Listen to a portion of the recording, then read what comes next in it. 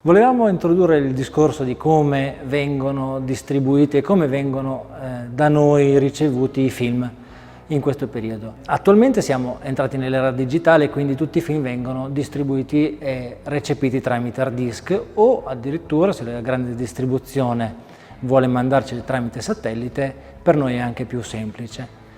Sono file criptati, quindi comunque sia non possono essere proiettati fino al giorno in cui non ci viene data l'autorizzazione a farlo.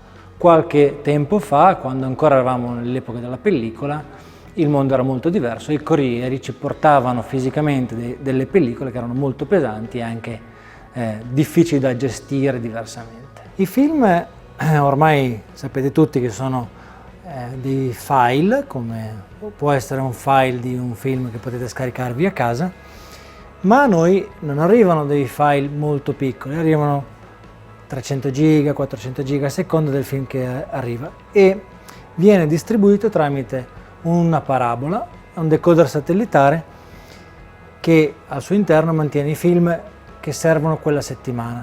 Nel momento in cui ci vengono forniti, come in questo momento, tra l'altro potete notare che sta già preparando i film per la nuova settimana, noi li ingestiamo e li prepariamo dentro il nostro server e da qui poi avremo modo di proiettarli nel momento in cui vengono decodificati tramite una chiave di autorizzazione.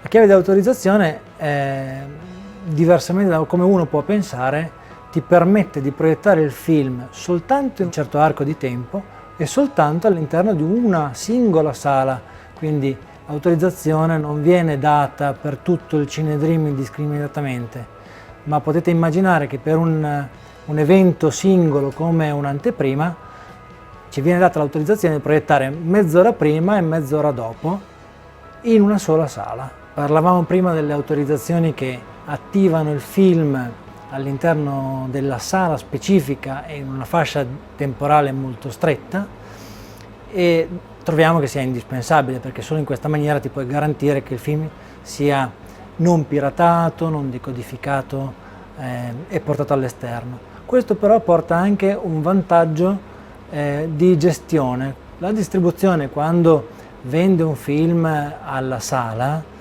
contratta quanto tempo può rimanere in proiezione, se per una settimana, 2 settimane, poi se il film ha un territorio, un rientro molto buono su un certo tipo di territorio, le case di distribuzione contrattano tempi e modi diversi. I primi periodi di distribuzione tramite satellitare, tutta la catena di distribuzione non era ancora perfettamente calibrata. Esisteva soltanto un'azienda che portava tramite satellite i film.